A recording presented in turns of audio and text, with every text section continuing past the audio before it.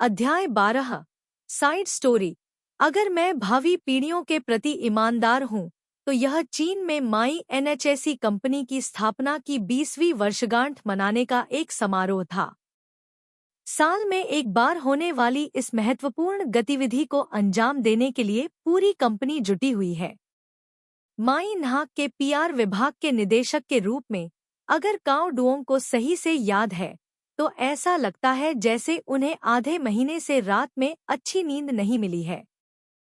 PR, public relations शब्द का संक्षिप्त रूप, जिसका अर्थ है जनसंपर्क। अनगिनत व्यस्त और व्यस्त दिन बीत गए और आखिरकार आखिरी शाम आ गई। माई एनएचएसी ग्रुप के सीईओ व्यक्तिगत रूप से बधाई भाषण देने के लिए अमेरिका से चीन गए। उत्सव बाओ लोई थिएटर में एक महंगे संगीत प्रदर्शन के साथ समाप्त हुआ। शाम ठीक 8 बजे संगीत कार्यक्रम शुरू हुआ। काओ डुओंग की लटकी हुई आत्मा को थोड़ी राहत मिली।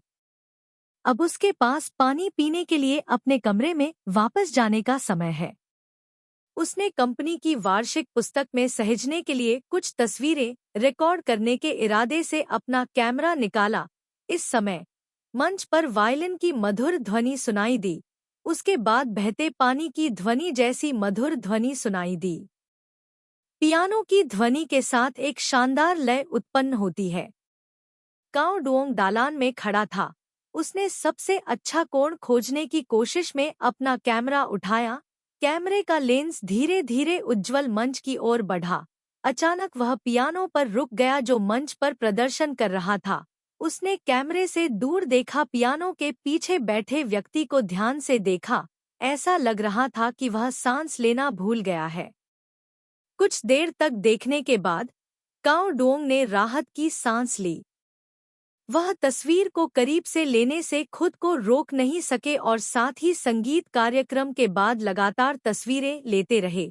काओ डुओंग ने कार्यक्रम सूची को देखा और एक नाम देखा। इससे अधिक सामान्य नहीं हो सकता, त्रियु माई। कंपनी के दस्तावेज कहते हैं कि वह कुछ समय पहले ही यूरोप से घर लौटी है और वर्तमान में संगीत अकादमी में पढ़ा रही है। आज शाम वह एक अतिथि कलाकार के रूप में मंच पर उपस्थित हुई। समारोह समाप्त हो गया। काओ डुओंग ने अपने अधीनस्थों को वार्षिक छुट्टी दे दी, जबकि वह परिणाम से निपटने के लिए पीछे रहे। उनका सहायक बाहर से लौटा और उसकी मेज पर एक फोटो एल्बम रख दिया। बॉस, प्रिंटिंग कंपनी ने अभी इसे भेजा है। मैं आपके लिए इस पर हस्ताक्षर करूंगा। काओ डुओंग ने कंप्यूटर स्क्रीन से दूर देखा फोटो एल्बम। उसके बाद उसने तुरंत दराज खोली और पूरा फोटो एल्बम अंदर रख दिया। सहायक उसके चेहरे के पास झुक गया और मुस्कुराया। आपको दोषी महसूस करने की क्या जरूरत है? फोटो में लड़की कौन है? मैं। जाओ, कहीं और जाओ। तुम काम के घंटों के दौरान व्यक्तिगत प्रश्न नहीं पूछ सकते। तुम जल्दी से काम पर जाओ। सहायक ने हंसते हुए काओ डुओंग को जाने देने से इनकार कर दिया। वह मेरी प्रेमिका है ना? सुंदर। बधाई हो, मिस्टर ngू। मिस्टर ngू भी धन्य है। काओ डुओंग ने सहायक के अपमानजनक रवैये को नजरअंदाज करते हुए तुरंत अपना मुंह बंद कर लिया। पीआर विभाग की बात करें तो निर्देशक काओ डुओंग के अलावा बाकी सभी खूबसूरत लड़कियां हैं। काओ डुओंग के सहायक सहित पीआर विभाग में ठीक 7 लोग हैं। इसलिए कंपनी के लोग इसे कठोरता से डैंग बान मी कहते हैं। एकमात्र व्यक्ति के रूप में काओ डुओंग का उपनाम स्वाभाविक रूप से डैंग टैंग है। जर्नी टू द वेस्ट में 7 मकड़ी राक्षसों की रेशम गुफा। काओ डुओंग ने अनिच्छा से एक वरिष्ठ की उपस्थिति दिखाई और उसे भगा दिया दूर। फिर उसने दराज खोली और देखने के लिए एक तस्वीर निकाली। तस्वीर में लड़की ने एक लंबा काला शाम का गाउन पहना हुआ था। उसके बाल उसके सिर के ऊपर बंधे हुए थे। उनके चेहरे की विशेषताएं प्राकृतिक रूप से सुंदर नहीं हैं, बल्कि दिखने में पारंपरिक हैं। उसका छोटा गोल चेहरा, मोटे लाल होंठ हैं और उसके ऊपरी होंठ का कोना थोड़ा उठा हुआ है। हर बार जब वह अपनी उंगलियों के नीचे काली और सफेद चाबियों पर ध्यान केंद्रित करती है, तो वह अपने सफेद दांतों को थोड़ा सा प्रकट कर देती है, जिससे वह एक मासूम आभा बिखेरती है। लेकिन सबसे प्रभावशाली उसकी विशिष्ट आंखें थीं, जो उसकी शक्ल सूरत से कहीं ज्यादा परिपक्वता दर्शाती थी। जब उसने गलती से कैमरे की ओर देखा, तो उसकी लंबी पलकों के नीचे उसकी आंखों में अंतहीन यादें थी, जिससे वह किसी और दुनिया में खोई हुई लग रही थी। प्रत्येक तस्वीर को ध्यान से देखने के बाद काओ डोंग उसकी आंखों पर मोहित हो गई। काओ डोंग ने आह भरी और पूरा फोटो एल्बम दराज के सबसे गहरे कोने में रख दिया। उसके जैसी महिला को नहीं पता कि वह भविष्य में किस घर में जाएगी, लेकिन एक बात निश्चित है, यह उसके जैसे सामान्य वेतनभोगी का नहीं है, जो हमेशा घर और कार की समस्याओं के कारण दिन रात रहता है। वह खुद की सराहना करता है, लेकिन वह यह भी जानता है कि अपनी ताकत को कैसे मापना है। इसके बाद के दिनों में उन्होंने उस लड़की के बारे में नहीं सोचा। अपने डोंग बान सिल्क का प्रबंधन जारी रखा, पीआर विभाग के निदेशक के रूप में अपना काम जारी रखा। काओ डोंग ने कभी उम्मीद नहीं की थी कि उन्हें अपने प्रेमी के साथ फिर से जुड़ने का अवसर मिलेगा। सपने। एक सप्ताहांत शाम को काओ डोंग और कुछ शहर के बाहर के दोस्त जो अभी अभी बीजिंग आए थे, आराम करने के लिए एक बार में गए। टॉयलेट जाते समय उसने त्रियु माई को देखा। त्रियु माई बार के सामने बैठी थी। उसके लंबे घुंघराले बाल उसके कंधों से नीचे गिर रहे थे। उसने एक पतली, तंग सफेद शर्ट और लंबी शॉर्ट्स पहनी हुई थी। पतले पैर। उसके बगल में बैठा आदमी शायद उसका दोस्त था। वह अपना सिर झुकाए हुए थी और उसकी ओर देखकर मुस्कुरा रही थी। उसकी हीरे की बालियां रोशनी के नीचे चमक रही थी और ऐसा लग रहा था कि काओ डोंग के पैर मजबूती से जमीन में दबे हुए थे और एक कदम भी हिलने में असमर्थ थे। उसे वास्तव में उसका अनोखा, शांत स्वभाव, एक प्राकृतिक सौंदर्य पसंद आया जो कार्यालय में काम करने वाली लड़कियों में दिखना मुश्किल था। काओ डोंग थोड़ी देर के लिए बाथरूम और बार के बीच झिझकती थी। फिर उसने अपनी लार निगल ली और लड़खड़ाते हुए उसकी ओर बढ़ा। ट्रायु माई। काओ डोंग ने सीधे उसका नाम पुकारा। दूसरे व्यक्ति की भ्रमित करने वाली आंखों को देखते हुए उसने तुरंत अपना पता बदल दिया। Miss Trieu. हेलो। ट्रियु माई ने बिना कुछ बोले बस उसे देखा, लेकिन उसकी अभिव्यक्ति स्पष्ट रूप से पूछना चाहती थी, आप कौन हैं? पहले राजसी दृश्य, लेकिन इस समय वह इतना घबरा गया था कि उसका गला सूख गया था और उसके शब्द स्पष्ट नहीं थे। मुझे क्षमा करें, मैं थोड़ा खो गया हूँ। कहानी यह है, पिछले महीने उसने प्रदर्शन किया था कंपनी के लिए। मेरा अंतिम नाम काओ डोंग है। ट्रियो माई कुछ याद करने की कोशिश करते हुए थोड़ा सा घबरा गई। फिर वह मुस्कुराई। आह, मुझे याद है, किसी ने एक बार मुझे तुम्हारे बारे में बताया था। उसने चंचलता से आंख मारी। मुझे लगा कि तुम्हारा नाम डोंग है। वे सभी तुम्हें तांग तांग कहते थे। ट्रियो माई के दोस्त ने काओ डोंग की ओर देखा। उसने अपने होंठ भींच लिए और हंसने के अलावा कुछ नहीं कर सका। हालांकि वह विनम्रतापूर्वक तुरंत दूर हो गया। काओ डोंग थोड़ा शर्मा गया। ऐसे में असिस्टेंट के शब्दों में कहें तो लोग उन्हें चिढ़ाते थे, लेकिन दिल की गहराइयों से उसने चिढ़ाए जाने के इस एहसास का आनंद लिया। काओ डोंग को एक बात की उम्मीद नहीं थी कि त्रियु माई एक मिलनसार और सरल व्यक्ति थे। उसने सोचा कि वह दुनिया के धुएं से बेदाग एक घमंडी कलाकार थी। उसने कभी नहीं सोचा था कि वह इतनी जीवंत और मिलनसार थी। उसके बाद काओ डोंग चुप हो गया, क्योंकि उसे नहीं पता था कि कहानी को कैसे जारी रखा जाए। पहले उसने कभी नहीं सोचा था कि वह इतनी धीमी गति से प्रतिक्रिया करेगा जितना उसने अब किया। अंत में त्रियु माई ने पहले कहा, चलो एक साथ ड्रिंक करते हैं, मैं तुम्हें आमंत्रित करता हूँ। तुरंत उत्तर दिया, मुझे आमंत्रित करने दीजिए, मैं आमंत्रित करता हूँ। त्रियु माई मुस्कुराई और सिर हिलाया। उसका दोस्त उसके लिए जगह बनाने के लिए खड़ा हुआ और उसके बगल में बैठ गया। काओ डोंग को अपर्याप्तता महसूस हुई। उसने तुरंत माफी मांगी। आपको परेशान करने के लिए मुझे खेद है। आदमी ने अपना शराब का गिलास उठाया और मुस्कुराया आगे बढ़े। काओ डोंग बेपरवाह होकर बैठ गई। त्रियु माई ने अपने दोस्त काओ डोंग से परिचय कराया। मुस्कुराती आंखों वाला लगभग 30 वर्षीय व्यक्ति। उन्होंने काओ डोंग से हाथ मिलाया और विनम्रता से परिचय दिया, ट्रिन ड्यू मैन। काओ डोंग ने भी अपनी पेशेवर सजगता का पालन करते हुए ट्रिन ड्यू मैन से हाथ मिलाया और अपना नाम पेश किया। साथ ही उसने गुप्त रूप से खुद की तुलना दूसरे व्यक्ति से भी की।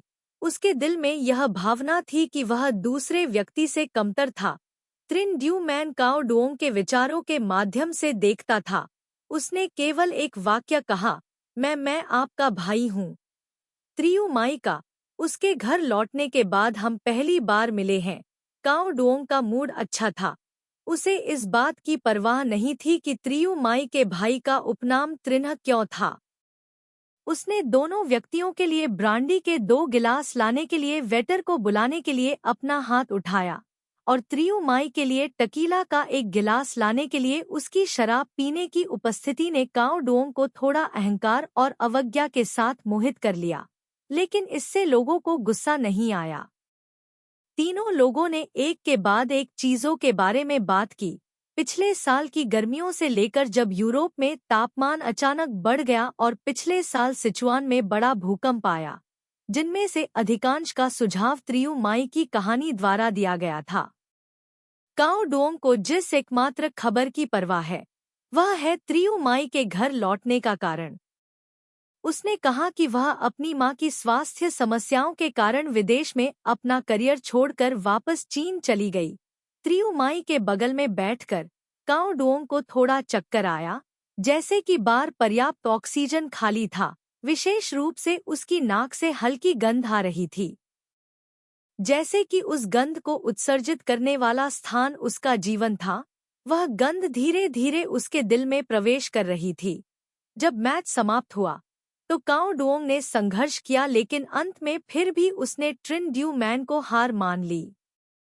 उसके पास जाने देने और ट्रिन ड्यू मैन को भुगतान करने के अलावा कोई विकल्प नहीं था, और उसी समय उसने अपनी आंखें चौड़ी कर ली जब उसने उन दोनों को बार से बाहर निकलते हुए देखा। ऐसा लग रहा था कि ट्रियु माई ने काओ डोंग को अलविदा नहीं कहा था। उस शाम उसे दोबारा देखने का कोई इरादा नहीं था। उस समय काओ डोंग का व्यवहार पूरी तरह से असामान्य था। वह नशे में था। उसके दोस्त उसे अप्रैल की ठंडी वसंत की हवा में घर ले गए। सभी ने उसे बिना रुके बात करते हुए सुना। ध्यान से ध्यान देने पर पता चला कि वह प्राचीन कविता पढ़ रहा था। 9 गीत। निजी सैनिक आराम से नहीं है। मध्यम वर्ग का आदमी दुखी नहीं है। अनुवाद: क्या आप मुझे याद करते हैं? सकता है ऐसा नहीं है कि पहाड़ों में लोग सुगंधित फलियां और प्याज की तरह होते हैं। उस समय पीने के बाद काओ डोंग की उपस्थिति एक मजाक बन गई थी और उसके दोस्तों द्वारा उसे लंबे समय तक चिढ़ाया जाता था। भले ही पहाड़ों में लोग सुगंधित फलियों की तरह होते हों और प्याज सुगंधित, अंत में यह अभी भी दर्पण में फूल चांदनी है, घरेलू स्तर पर साकार नहीं हो सकता। लगातार कई रातों तक काओ डोंग ने अपने सपनों में सफेद शर्ट पहने एक व्यक्ति को देखा। बहुत समय बाद कभी कभी उस रात की उसकी अनुपस्थित दिमाग वाली उपस्थिति को याद करते हुए काओ डोंग को अभी भी अविश्वसनीय लगता था। उसे समझ नहीं आया कि क्यों वह उस महिला को नहीं भूल सका जिससे वह केवल 2 बार मिला था। उसे अभी अभी याद आया जब उसने उसकी ओर मुस्कुराने के लिए अपना सिर घुमाया तो वह पहली बार की तरह स्तब्ध नहीं था, लेकिन उसका दिल जोर जोर से धड़क रहा था।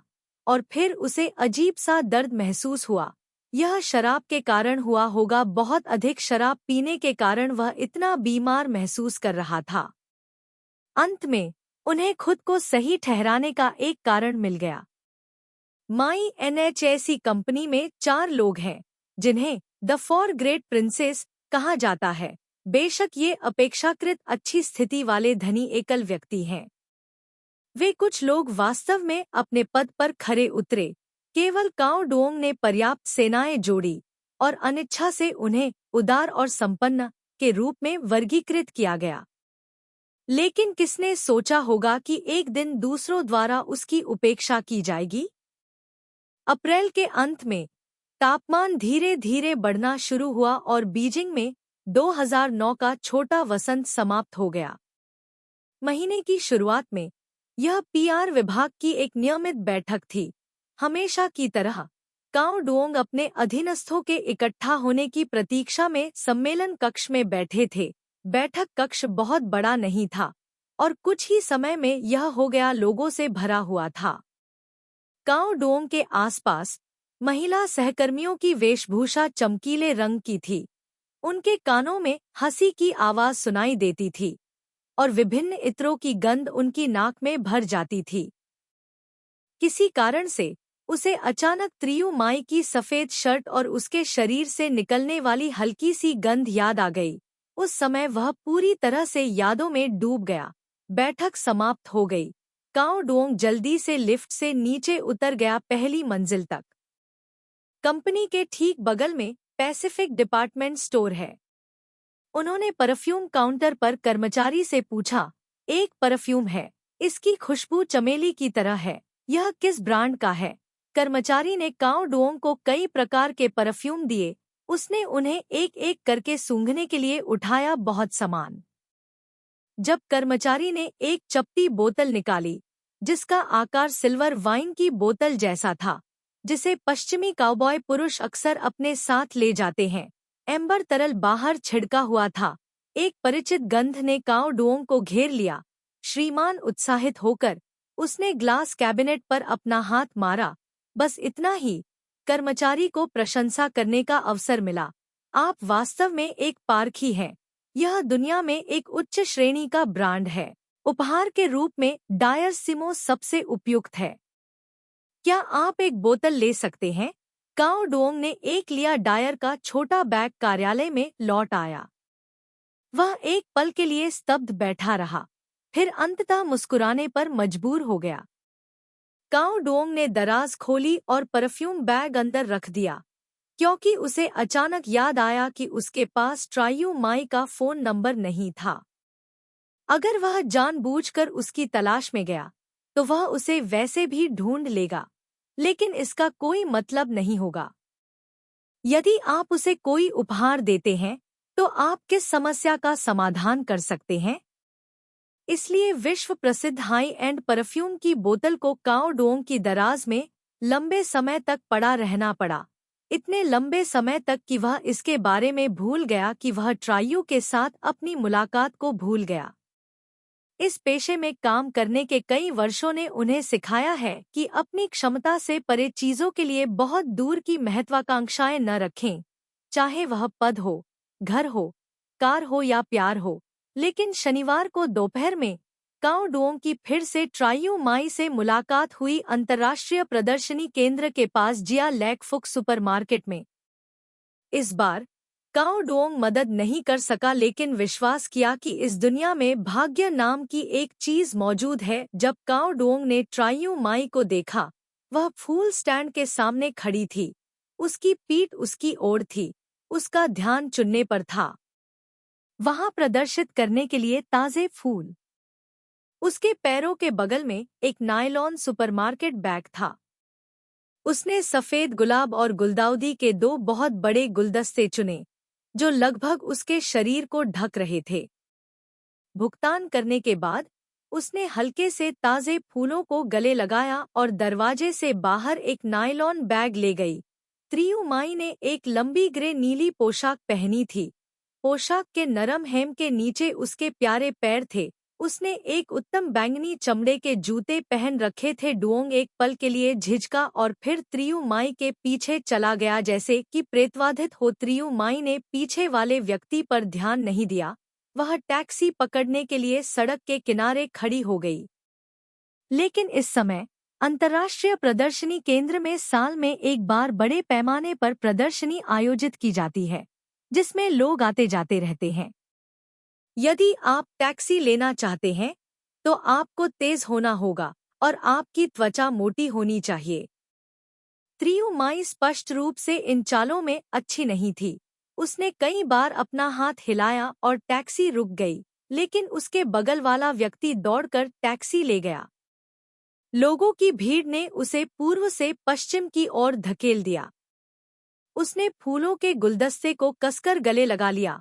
काओ डुओंग बहुत देर तक झिझकता रहा, फिर अंत में त्रियु माई के पास जाने का साहस जुटाया। मुझे तुम्हें विदा करने दो। माई चौंक गई और काओ डुओंग की ओर देखने लगी।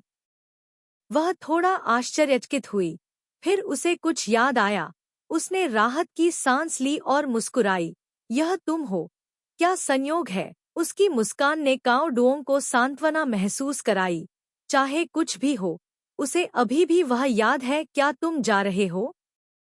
मुझे तुम्हें ले चलने दो, उसने कहा। त्रियु माई ने अपना सिर हिलाया। धन्यवाद, कोई जरूरत नहीं। मैं बहुत दूर जा रहा हूँ। तुम्हें परेशान होने की कोई जरूरत नहीं है। मई में दोपहर के समय, हालांकि मौसम बहुत गर्म नहीं था, त्रियु का माथा माई पसीने से लथपथ थी। उसकी भौहों पर पसीने की कुछ बूंदें बह रही थी। उसका चेहरा लाल हो गया था। जब काओ डुओंग ने उसका संघर्षपूर्ण रूप देखा तो उसे थोड़ा दुख हुआ। उसके मना करने की प्रतीक्षा किए बिना उसने प्लास्टिक का थैला उसके हाथ में ले लिया और मुड़ा। कार वहाँ है, कृपया मेरे पीछे आओ। कार में बैठने तक त्रियु माई अभी भी विनम्र थी। यह मेरे लिए बहुत अधिक परेशानी है। अच्छा, बस मुझे टैक्सी पकड़ने के लिए कहीं ले चलो। काओ डुओंग ने उसे जवाब नहीं दिया। उसने सीधे पूछा, पता? क्या? त्रियु माई ने पूछा। आप अपने दोस्तों से मिलने कहाँ जा रहे हैं? ठीक है। त्रियु माई का चेहरा थोड़ा उदास है, मिस। उसने अपना सिर झुकाया और काओ डुओंग के सवाल का जवाब न देते हुए फूलों की पंखुड़ियां घुमाईं। काओ डुओंग को तुरंत एहसास हुआ कि उसने गलती की है। यह गुलदाउदी का मौसम नहीं है। उसके हाथ में सभी फूल सफेद हैं, इसलिए केवल एक ही संभावना है। वह एक मृत व्यक्ति से मिलने जा रही है। उसने तुरंत माफी मांगी। मुझे खेद है। एक क्षण बाद त्रियु माई ने अपना सिर हिलाया, कहा, आप सही हैं। यह सही है। मैं अपने दोस्त से मिलने गया था। आज उसकी बरसी है। मैं उससे मिलने गया था। काओ डुओंग ने दोहराया। मुझे क्षमा करें। त्रियु माई ने देखने के लिए अपनी आंखें उठाई। वह मुस्कुराई। आप भी विनम्र हैं, बहुत ज्यादा। काओ डुओंग ने बकवास करने की हिम्मत नहीं की। उन्होंने कहा, पश्चिम जा रहे हैं? यह सही है। ताई सोन में फुकडियन कब्रिस्तान। कार पश्चिम की ओर गई और फिर उत्तर की ओर मुड़ गई। घर दोनों ओर ऊंची इमारतें सड़क के किनारे तेजी से विरल हो रहे हैं। पुराने वास्तुशिल्प क्षेत्र कभी कभी दिखाई देते हैं। उनके सामने हरे भरे जंगलों वाला एक बड़ा स्थान है, जो बीजिंग के घनी आबादी वाले पूर्वोत्तर क्षेत्र से बिल्कुल अलग है। रास्ते में उनमें से किसी ने भी बात नहीं की, क्योंकि त्रियु माई की अभिव्यक्ति निराशाजनक थी। काओ डुओंग को पता था कि वह बात करने के मूड में नहीं थी, इसलिए वह केवल ड्राइविंग पर ध्यान केंद्रित कर सकता था। यह पहली बार था जब काओ डुओंग यहीं पर स्थित था, पहाड़ की तलहटी, विशेष रूप से चारों तरफ से शांत। दोपहर की धूप प्रत्येक पत्ती के पत्ते से होते हुए घनी घास पर चमकती है। आसपास का वातावरण इतना शांत है कि केवल हवा की सरसराहट की आवाज आ रही है। त्रियु माई फूल पकड़े हुए कार से बाहर निकली। वह थोड़ी दूर चली और फिर वापस मुड़ी और काओ से कहा, डुओंग, हाँ, मैं शायद कुछ समय के लिए यहाँ रुकूंगा। आप पहले घर जाएं। मुझे बाद में आपको धन्यवाद देने का मौका मिलेगा। उसका रवैया पूरी तरह से दूर था। हर शब्द विनम्र और विनम्र था, जिससे काओ डुओंग को बहुत स्वागत महसूस हुआ। दुखद। त्रियु माई और बार की जीवंत लड़की अब दो अजनबियों की तरह हैं। काओ डोंग ने अपनी जेबों में हाथ डाला और ठंडे स्वर में उत्तर दिया, मैं पहली बार यहाँ आया हूँ, इसलिए बेझिझक घूमे। त्रियु माई ने बिना कोई और शब्द कहे सिर हिलाया। वह व्यक्ति कब्रिस्तान में चला गया। रवैये के कारण काओ डोंग की आवाज रुंध गई। वह वापस कार की ओर मुड़ा।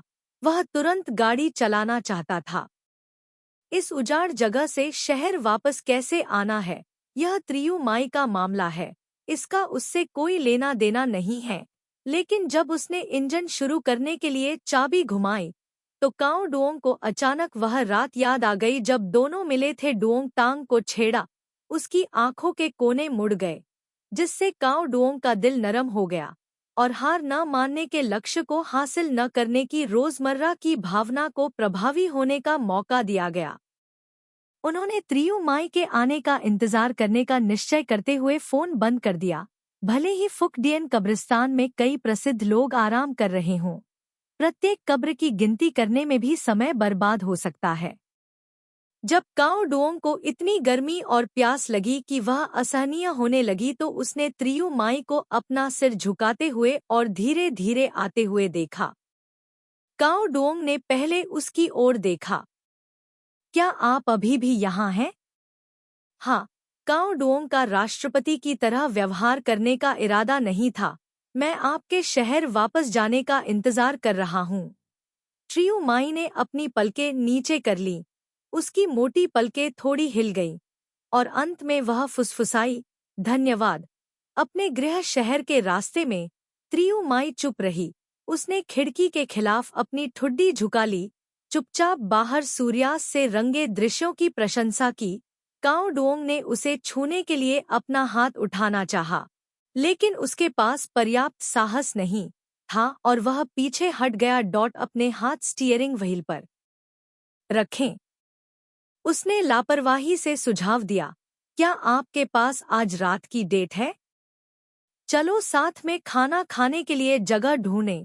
त्रियु माई ने उसकी ओर देखा, फिर सिर हिलाया। ठीक है। उसके निर्णायक उत्तर ने आश्चर्यचकित कर दिया। वह मानसिक रूप से तैयार था अस्वीकार कर दिया जाए। त्रियु माई ने अनिच्छा से समझाया, मैं इस तरह घर नहीं जाना चाहता। मेरे माता पिता चिंतित होंगे। काओ डुओंग त्रियु माई को थाप सतह के पास एक छोटी सी गली में स्थित एक निजी रेस्तरां में ले गए। पीछे के छोटे से आंगन में कई लकड़ी की अलमारियां हैं जो कमीलिया के फूलों से ढकी हुई हैं। पास से गुजरते समय उसके कंधों पर हमेशा सफेद फूलों की पंखुड़ियां उड़ती रहती थीं। चारों ओर एक हल्की सी खुशबू होती थी। बाथरूम में हाथ धोने के लिए जाने के बाद त्रियु माई को यह जगह बहुत अच्छी लगी।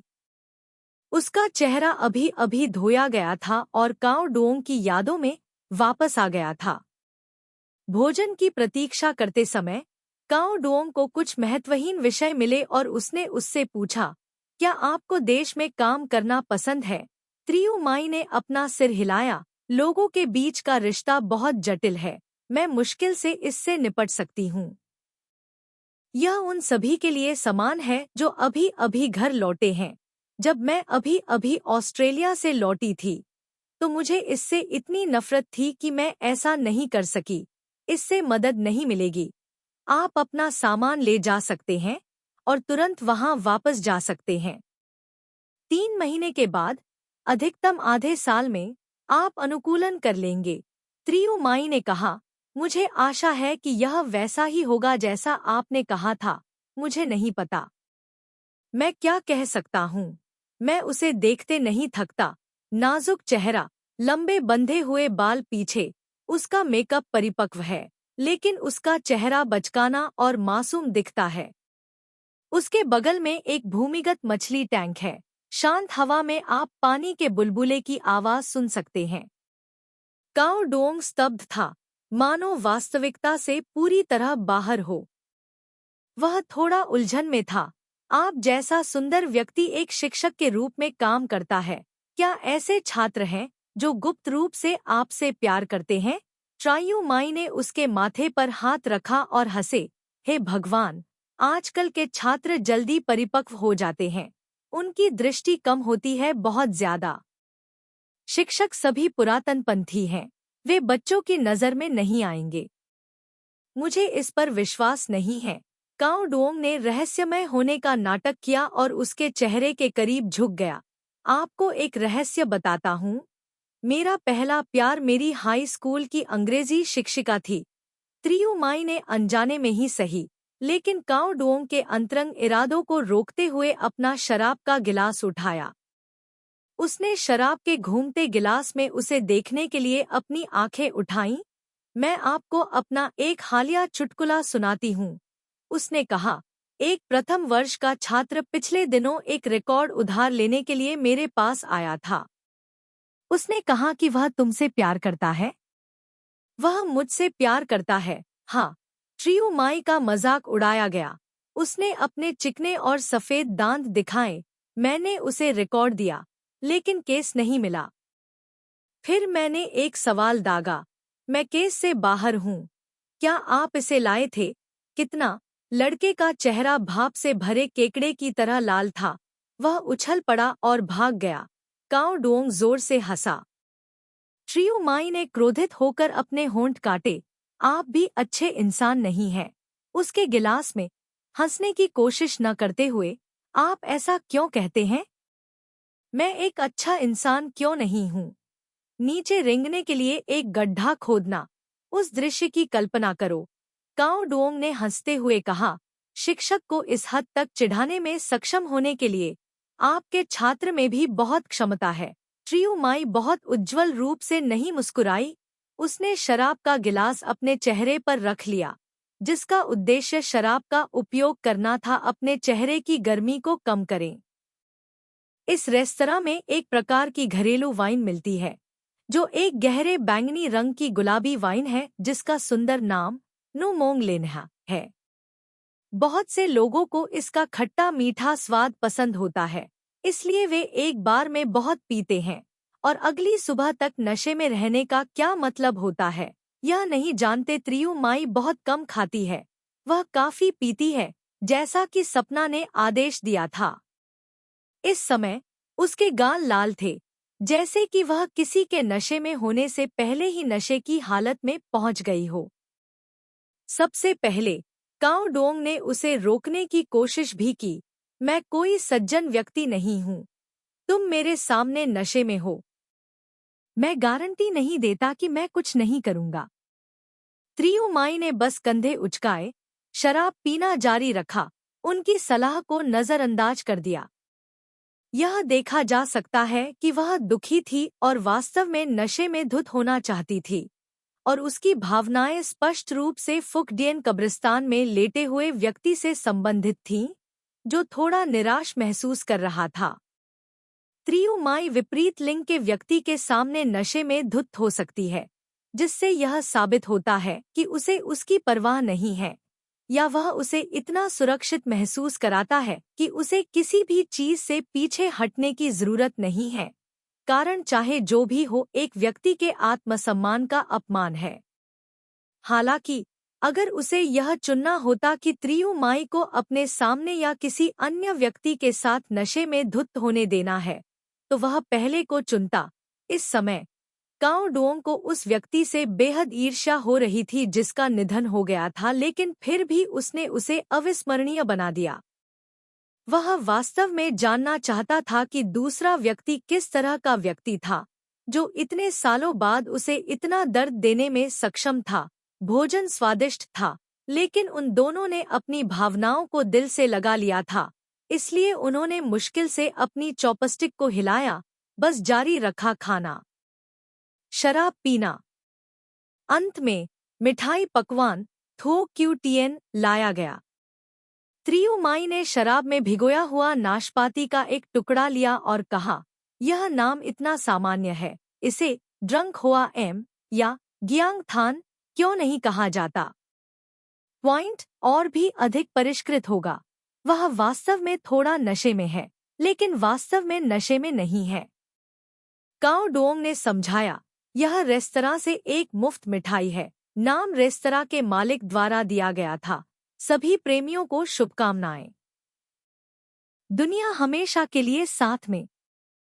उन्होंने प्रेमियों को शुभकामनाएं देने के लिए नगु लैंग और चुकनू की कहानी उधार ली। त्रियु माई आश्चर्यचकित दिखीं। थुओ क्यूटियन, न्यू लैंग और चुकनू अंततः एक नदी दूर हैं। एक नदी दूर नए साल में एक बार एक दूसरे से मिल सकते हैं। कोई भी जोड़ा ऐसी इच्छा कैसे स्वीकार कर सकता है? काओ डोंग ने इस बारे में कभी नहीं सोचा था। उन्होंने सोचा और कहा, हो सकता है कि रेस्तरां का मालिक टैन हियन और टू टियू मोई की कहानी उधार लेना चाहता हो। अंतिम 2। टू टियू मोई प्राचीन काल की एक प्रसिद्ध प्रतिभाशाली महिला टू डोंग फा की छोटी बहन है। टैन हियन सोंग राजवंश की लेखिका हैं, दूसरों की तुलना में अधिक प्रतिभाशाली हैं और टू डोंग फा की करीबी दोस्त हैं। शुभकामनाएं देने वाले जोड़े एक सुखद अंत। यह इच्छा बहुत शानदार है। काओ डोंग ने सहमति में सिर हिलाया। हाँ, मैं भी इसे देखता हूँ। इसके बारे में सोचो। केवल एक शब्द, प्रतिज्ञा, दर्शाता है कि कितना दुख और असहायता है। उसकी ओर देखकर मुस्कुराई। उसकी गहरी आंखें भावहीन लग रही थी, मानो वह किसी चीज के लिए तरस रही हो। काओ डोंग उसकी आंखों में गुमनाम आशा से हिल गया था। त्रियु माई की यह अभिव्यक्ति क्यों है? काओ डोंग ने धीरे से खांसते हुए त्रियु माई को सलाह देने की कोशिश की। दूसरे दिन मैंने एक लेख पढ़ा जिसमें एस्किमो रीति रिवाजों का उल्लेख था। त्रियु माई ने अपना सिर झुकाया। क्या? यदि किसी एस्किमो के किसी रिश्तेदार या मित्र का निधन हो जाता है, तो हम पहले आपके बारे में इकट्ठा होने और चर्चा करने के लिए एक नियुक्ति करेंगे। निधन हो गया। उन्होंने अपने जीवन काल के दौरान उस व्यक्ति के बारे में सब कुछ बताया। 5 दिन और 5 रातों तक बात की। छठे दिन की सुबह सभी ने उसे भूल जाने का वादा किया और अब से उसके बारे में एक शब्द भी उल्लेख नहीं किया। यदि कोई इसका उल्लेख करता है, तो उन्हें लगता है कि मृतक की आत्मा को शांति नहीं मिलेगी। त्रियु माई ने अपना चेहरा दूसरी ओर कर लिया। वह धीरे से बोली, यदि आप कहते हैं कि आप भूल जाते हैं, तो क्या आप भूल सकते हैं? लोग मुंह से जो कहते हैं, क्या सचमुच वे दिल में भूल जाते हैं? वह पूरी तरह से समझ गई कि उसका क्या मतलब है। काओ डोंग ने आगे कहा, यदि आप भूलना चाहते हैं, तो आप निश्चित रूप से ऐसा करने में सक्षम होंगे। उसके न भूलने का कारण सिर्फ यह था कि वह भूलना नहीं चाहती थी। त्रियु माई ने अपना सिर घुमाया और उसे ध्यान से देखा। काओ डोंग, आप वास्तव में सरल हैं। ऐसी चीजें हैं जिन्हें आपने कभी अनुभव नहीं किया है, नहीं चाहे आप कितनी भी कल्पना कर लें, यह अकल्पनीय है। काओ डोंग ने यह स्वीकार करते हुए अपने हाथ फैलाए कि वह सही थी। कार्यालय में कुछ दिल टूटने और झगड़ों के अलावा ऐसा लगता था कि उसने कभी इसका अनुभव नहीं किया था। प्रमुख कठिनाइयाँ। उसने आह भरते हुए कहा, यह सही है। मुझे भी बहुत खेद है। मेरे पास विलाप करने लायक कोई अतीत नहीं है। लेकिन यह मेरी गलती नहीं है ना? त्रियु माई ने अपना कंधा थपथपाया। मुझे क्षमा करें, मेरा वह मतलब नहीं था। मैं बस इतना कहना चाहता हूँ। आपने कभी इसका अनुभव नहीं किया है, इसलिए आप समझ नहीं पा रहे हैं। काओ डोंग ने कुछ सेकंड के लिए उसे चुपचाप देखा और अंत में असहमति व्यक्त करते हुए अपना सिर हिला दिया। इस बड़े शहर में हर जगह लोगों से भरा हुआ। अनगिनत पीले चेहरों के नीचे अनगिनत ठंडे दिल हैं। लेकिन हर कोई सूरज की रोशनी को स्वीकार करने से इनकार करते हुए हमेशा के लिए अंधेरी यादों में कैद होने को तैयार नहीं है। मुझे उम्मीद है कि मैं आगे बढ़ूंगा। जिंदगी, सभी असंतोषजनक चीजों को पीछे छोड़ दें। देर रात हो चुकी थी। रेस्तरां ने लालटेन जला दी। चमकदार रोशनी फूलों की छाया के चारों ओर फैल गई। हर बार हवा चलने पर पंखुड़ियां भोजन करने वालों के कंधों और घुटनों पर गिर गईं, जिससे कार के हॉर्न की हल्की गंध आ गई। दूर से आसपास के माहौल को और भी स्वप्निल बना दिया, लोगों को हलचल भरे शहर को छोड़ने का भ्रम देते हुए। त्रियुमाई ने शराब का गिलास अपने हाथ में लिया। वह अपनी भावनाओं को कबूल करना चाहती थी लेकिन उन्हें दबाने की कोशिश की। अंत में वह बिना शुरुआत या अंत के बोली, ऑस्ट्रिया जाने से पहले मैं यूक्रेन में थी। मैंने 10 महीने बाद छोड़ दिया। उस दौरान कुछ कहानियां। बहुत समय बाद मेरा पूरा शरीर ढह गया। मैं संगीत से संबंधित किसी भी चीज के संपर्क में नहीं आ सका। यहाँ तक कि जब भी मैंने चाबियां छुईं तो मैं फूट फूट कर रोने लगा। मुझे ऐसा लगता है जैसे जीवन का अब कोई मतलब नहीं रह गया है। चाहे सूरज उगे या डूबे, 4 बदलते मौसमों का मुझसे कोई लेना देना नहीं है। मैं भगवान से भी नफरत करने लगा। जहां भगवान ने अपना प्रकाश भेजा, उससे नफरत करने लगा और मैं फिर कभी उसकी एक झलक नहीं देख सका। काओ डुओंग ने कुछ नहीं कहा, बस चुपचाप सुनता रहा। त्रियुमाई ने उसकी आंखों में देखने के लिए अपना सिर उठाया। उसका चेहरा दिखा उदासी। उन्होंने मुझसे कहा, आगे बढ़ते रहो, कोई तो होगा जो तुम्हें मुझसे भी ज्यादा प्यार करेगा। लेकिन उसने मुझे ज्यादा महत्व दिया। मैं वास्तव में ऐसा नहीं कर सकता। मैं उसे नहीं भूल सकता। उसके बाद स्कूल ने मुझे सार्वजनिक सेवा करने, अस्पताल में उन अकेले मरीजों की देखभाल करने के लिए पेश किया जो मरने वाले थे। मैंने वहां लंबे समय तक काम किया। मैं यह भी समझता हूँ कि उन्होंने मुझे क्यों जाने दिया। एक बार जीवन का अंतिम क्षण आने पर लोग अपनी गरिमा खो देंगे क्योंकि वे जीने का अवसर प्राप्त करने का प्रयास करते हैं। आसपास के प्रियजनों के लिए यह दृश्य एक बड़ी यातना और पीड़ा है, क्योंकि हम केवल खड़े होकर पूरी तरह से असहाय होकर देख सकते हैं। काओ डुओंग की आंखें पूरी तरह से अंधेरी थी। उनकी उम्र के बावजूद वह बूढ़े नहीं हैं, लेकिन उन्होंने कई वर्षों तक पीआर में काम किया है और इस समय कई प्रकार के लोगों के संपर्क में आया है। और उसने जो कहा उसके बारे में अधिक गहराई से सोचने पर वह अनुमान लगा सकता है कि त्रियुमाई एक दुखद अतीत वाली महिला है, लेकिन आप ऐसा नहीं कर सकते। अब मुझे क्या कहना चाहिए या क्या करना चाहिए। उसका हाथ पकड़ना अनुचित लगता है। महिलाओं के साथ उनका अब तक का अनुभव अपना असर खो रहा है। उनका पिछला जीवन कितना दर्दनाक था। भले ही जीना मरने से भी बदतर हो, प्रस्थान के क्षण में भी वे किसी न किसी चीज से जुड़े रहेंगे। इस दुनिया को छोड़ते समय वे सभी दुखद बातें भूल जाएंगे, केवल जीवन के सबसे खूबसूरत पलों, सबसे खूबसूरत यादों को याद करेंगे। काओ डुओंग, क्या आपके पास अच्छी यादें हैं? काओ डुओंग ने सिर हिलाया। फिर आप भाग्यशाली हैं, बहुत भाग्यशाली हैं। तो मुझे लगता है यह अच्छा है। आखिरकार जब हम एक दूसरे के साथ थे तो हमारे पास सबसे खूबसूरत पल थे। अंत में मैंने खुद को इसमें झोंक दिया, पढ़ाई की और स्नातक की उपाधि प्राप्त की। उस कक्षा में एकमात्र चीनी स्नातक। वह निश्चित रूप से मुझे इस तरह देखना पसंद करता है। वह चाहता है कि मैं एक शांतिपूर्ण और खुशहाल जीवन जीऊं। उसकी आवाज धीरे धीरे शांत हो गई। काओ डुओंग ने पीने के लिए अपना सिर नीचे किया, अपनी आंखों के लाल किनारों को न देखने का नाटक किया। त्रियुमाई वह उस कहानी का सारांश देता है जो उसने अभी बताई थी और कुछ बुनियादी पंक्तियों को रेखांकित कर सकता है।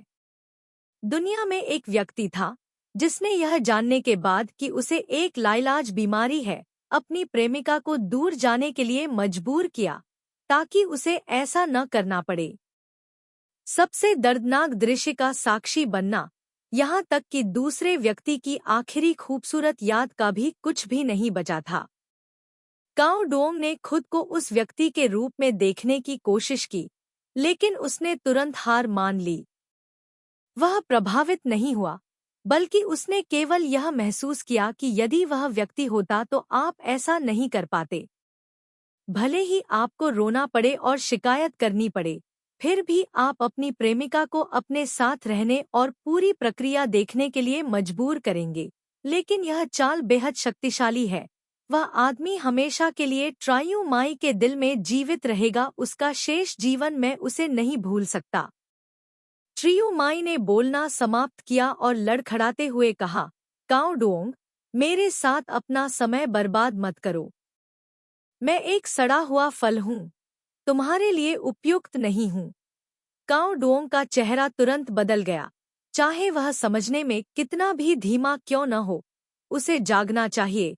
वह स्पष्ट रूप से उसे अस्वीकार कर रही थी। शायद त्रियु यह केवल इस वाक्य के कारण था कि माई उसके साथ रात्रिभोज करने के लिए सहमत हुई। काओ डोंग का दिल, जो पहले से ही धड़क रहा था, अचानक उसके स्पष्ट कथन के कारण स्थिर हो गया।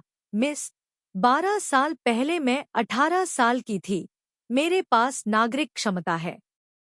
लंबे समय तक मुझे आपको यह सिखाने की जरूरत नहीं है कि मुझे इंसान कैसे बनना है। ट्रायू माई ने उसकी ओर देखा और मुस्कुराई, फिर उसके गालों पर आंसू की 2 रेखाएं बह गईं। वह पूरी तरह से नशे में थी। अंत में काओ डोंग ने एक टैक्सी बुलाई उसे घर ले जाने के लिए। वह धीरे धीरे आधे शहर को अकेले पार कर गया और अंधेरे में घर चला गया। बीजिंग में गर्मियों की शुरुआत हो चुकी थी और वह होथान नदी के किनारे बैठा था और सामने की ओर नरकट को देख रहा था। बैंक का चेहरा।